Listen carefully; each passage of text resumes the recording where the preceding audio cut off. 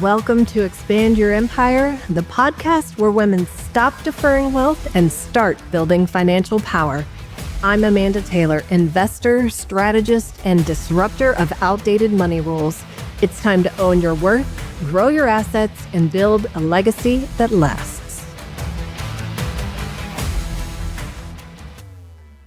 So how many decisions have you made today? For me, it's not even 9 a.m. So what's for breakfast? Who's picking up the kids? Did I pay that bill? Did I send the email? Our brains are burnt out before we've even had coffee. Hey, Empire Builders, welcome back to Expand Your Empire. Today, we are talking about power, your power, specifically the kind we give away in the name of love, convenience, or what we think is maybe not our job. This one is for my ladies especially because we need to talk about money, about decision fatigue, and why it's time to stop outsourcing that power. You see, early on in my marriage, I was totally hands-off when it came to finances. I wasn't even in the conversation. I just assumed he's got it. I had so much on my plate already.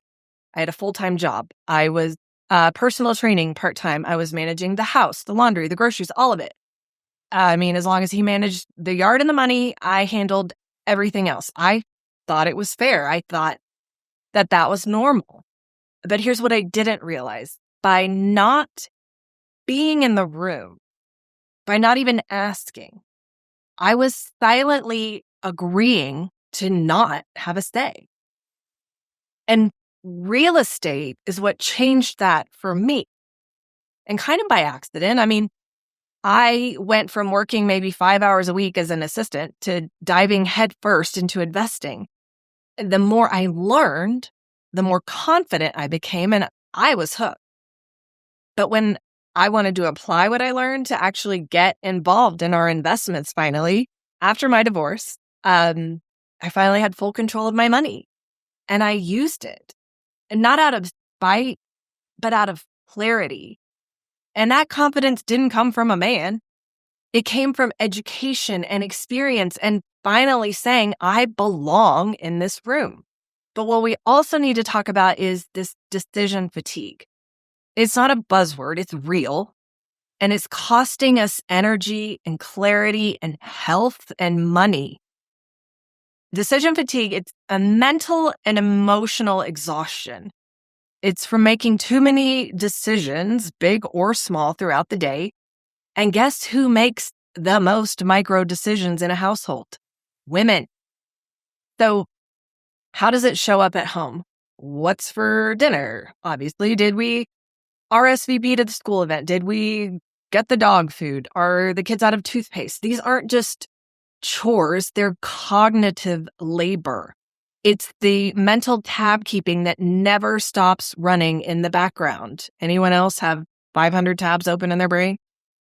And then how does it show up in our body?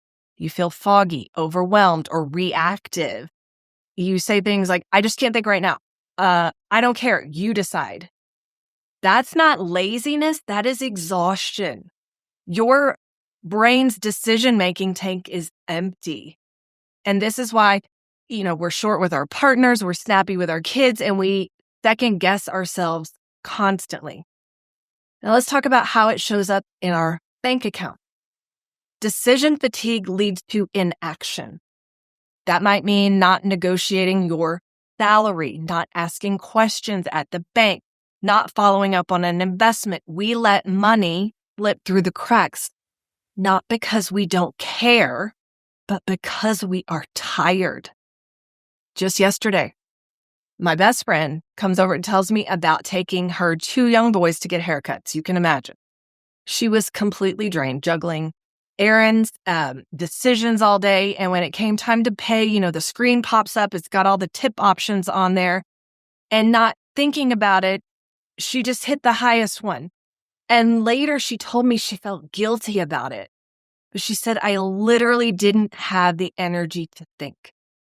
That is decision fatigue in action. It doesn't just steal your focus. It chips away at your money and your confidence. It can also show up in everyday spending, buying things that you really don't need just to feel that quick hit of relief, or skipping the financial planning conversation because it just feels too heavy. It can lead to reactive money habits instead of intentional ones. And when we're overwhelmed, we are more likely to delay decisions that could build wealth, like starting that retirement account, investing in your business, or seeking that financial advice or education. Every decision we avoid because we're tired becomes a power that we're giving away.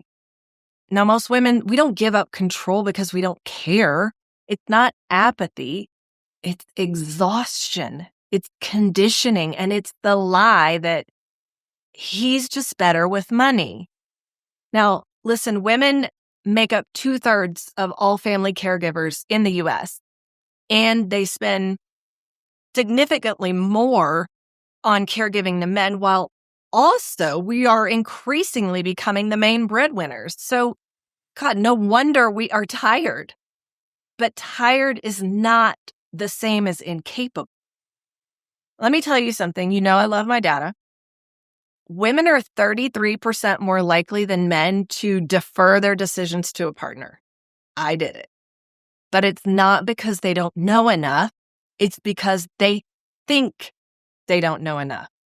So studies show that 30 to 35% of that financial literacy gap between men and women is due to lower confidence, not lower competence. Listen to this. When we take the I don't know option out of financial questions, women are more likely to choose the correct answer. 80% of the time they get it right if they don't get the option to choose I don't know. Listen to that. 80% are correct answers. This is not a knowledge problem. This is a confidence gap. And it explains up to half of what we thought was this gender gap in financial literacy. Imagine how different the conversation would be if women knew they already knew. So what do we do instead? I mean, we're not going to get less tired. We're not going to have less decisions. The fatigue isn't going anywhere. Life is full. Work is demanding. The mental load is real. But here's the shift. It's not about doing more. It is about what doing matters first. That's why I'm not asking you to pay attention to every decision. I'm asking you to identify the ones that hold the most power, like your money, your finances, because when you get intentional with your money, it becomes a tool to buy back your time, your energy, and your choices. Think of it this way. A 15-minute monthly check-in each week can save you hours of stress later. A basic understanding of your investments can help you sleep better at night. Asking one clarifying question in a financial conversation can shift your entire dynamic. So what I want us to take away from this episode today is have an awareness audit. Ask yourself, where am I unconsciously outsourcing power? Even if it's not money, where is it in your life? And let's talk about that financial literacy habit. Pick one financial concept to learn about this month because you already have the foundation. We just need to build the confidence and a decision filter. Before you just say you handle it, ask yourself, do I trust this or am I avoiding this? And let me leave you with just one story. A close friend of mine, she was in her early 30s, 3 kids, lost her husband unexpectedly. It's tragic. What she didn't know was they had no life insurance, none. She was left grieving and scared and scrambling. And that's not just tragic, that's preventable. We don't need to control everything, but we do need to be in the room. We need to know what questions to ask. So if this episode woke something up in you, good. It should, because you are not just smart enough, you are powerful enough. and you don't have to do it alone. Join our Expand Your Empire community. This is a space where women are learning, investing, and leading with intention, and we're doing it together. You don't have to have it all figured out. You just have to show up. So the link is in the show notes. I hope to see you in there. I hope to see you back here next week. We are going to continue to show up, to learn, to build that confidence, to show up in our power. Thank you for coming to Expand Your Empire, and I will see you next time. If this lit something up, share it, review it, and get in the room. Join the Expand Your Empire community and start turning wisdom into wealth. You're not too late, and you're not doing this alone.